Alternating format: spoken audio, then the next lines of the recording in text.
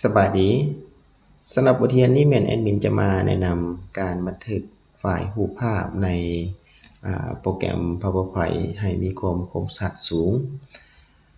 สำหรับรายฐานจะนำใช้ตัว PowerPoint ในการออกแบบโปสเตอร์หรือว่าออกแบบงานพรีเซนต์ต่างๆแต่ว่าเมื่อเราบันทึกเป็นไฟล์รูปภาพแล้วมันจะเฮ็ดให้ภาพของเราแตกและเราจะมีวิธีการแก้ไขใดๆก็คือให้เราเข้าไปที่ไฟล์เนาะและเลือกคำว่าเซฟเลือกคำว่าเป๋าเลือกคำว่า Laptop แล้วก็กดเซฟก่อนที่เราจะกดเซฟเราเลือกเป็นรูปภาพก่อนเด้อเนาะอยู่นี่ให้เลือกเป็น JPG เนาะก่อนแล้วก็กดเซฟไปกดเซฟไปแล้วเรามาเปิดเบิ่งเด้อเรามาเปิดเบิ่งอยู่ในหน้าจอ Desktop ของเราคือไฟล์ตัวนี้เด้อเอามาเปิดเบิ่งเปิดเข้าไปแล้วเราซูมเข้าไปเบิ่งว่าเห็นบ่ภาพมันจะแตกเนาะมันจะบ่มีความคมชัดตัวหนังสือมันจะแตกและวิธีการแก้ไขก็มีแต่เราปิดไปก่อนแล้วเรามาเข้าคำว่าเซิร์ชให้ทุกคนพิมพ์คำว่า Digitity Editor เนาะเห็นบ่มันจะขึ้นมาให้เรากดเข้าไปให้เรากดเข้าไปนี่เลย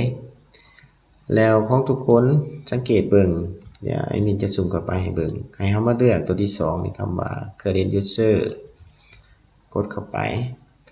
แล้วเรามาเลือกคำว่าซอฟต์แวร์เลื่อนลงมาหาคำว่า Microsoft เนาะหาคำว่า Microsoft เด้อ Microsoft ซอฟต์แวร์แล้วก็ Microsoft เห็นบ่มันจะมีคำว่า Microsoft อยู่นี่สังเกตเบิ่งอันนี้จะซูมเข้าไปเบิ่งมันจะมีคำว่า Microsoft อยู่นี่ให้เรากดเข้าไปเลื่อนลงมาบัดนี้นะมันจะมีคำว่าเมื่อเรากดเรื่อง Microsoft แล้วมันจะ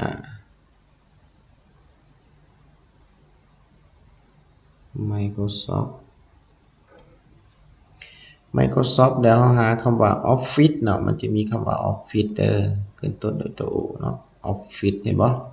มันจะขึ้นต้นด้วยตัว O อันนี้ก็ใจเย็นๆเนาะหาเบิ่งเข้าไปนี้เดี๋ยวเรามาเบิ่งเวอร์ชันเราจะเลือกเป็นเวอร์ชันล่าสุดเลยก็คือเวอร์ชัน16กดเข้าไปเลยหาคำว่า PowerPoint มันจะมีคำว่า PowerPoint อยู่นี้กดเข้าไปแล้วเราหาคำว่า Option กดเข้าไป Option เนาะแล้วเรามากดเมาส์ข้างขวาอยู่นี้ให้พิมพ์กดเมาส์ข้างขวาเลือกคำว่า New เรามาเลือกคำว่า32 วิดบาร์ดูกดเข้าไปแล้วเราจะมาตั้งสื่อให้เราพิมพ์ตามนี้เลยexport resolution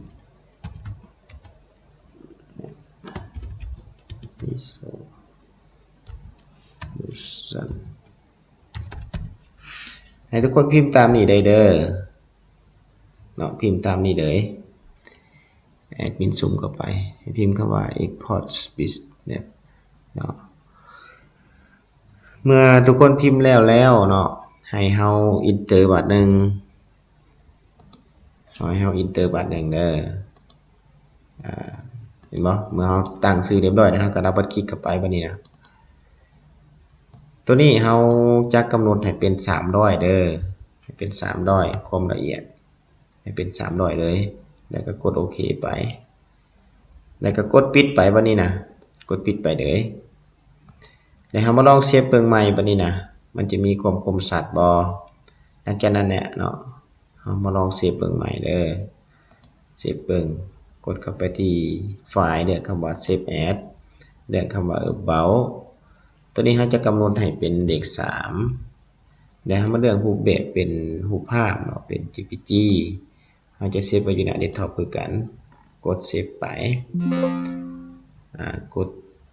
Choose each one เนาะเฮาจะเซฟแต่หน้าเดียวเพราะว่ามันมีหน้าเดียวมาเบิ่งตัวนี้จะเป็นตัวที่3ตัวนี้จะเป็นตัวที่2เด้อตัวนี้จะ มันจะแตกเนาะภาพมันจะแตกเอาซูมเข้าไปเห็นบ่ภาพมันจะแตกเดี๋ยวเฮามาเบิ่งตัวที่3ตัวที่3ของเฮาก็คือตัวนี้คือตัวนี้กดเปิดไปซูมเข้าไปเห็นบ่มันจะมีความแตกต่างกัน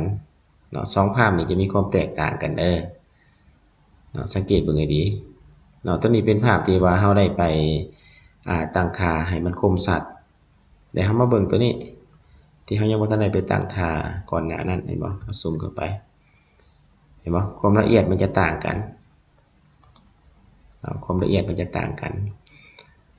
การบันทึกไฟล์รูปภาพในโปรแกรม PowerPoint ก็มีเพียงแต่ส่ำนี้ถ้าทุกท่านเห็นว่ามันเป็นประโยชน์ก็ขอฝากกดไลค์กดแชร์กดติดตามเพื่อเป็นกำลังใจให้แอดมินได้เฮ็ดคลิปใหม่ๆออกมาขอขอบใจ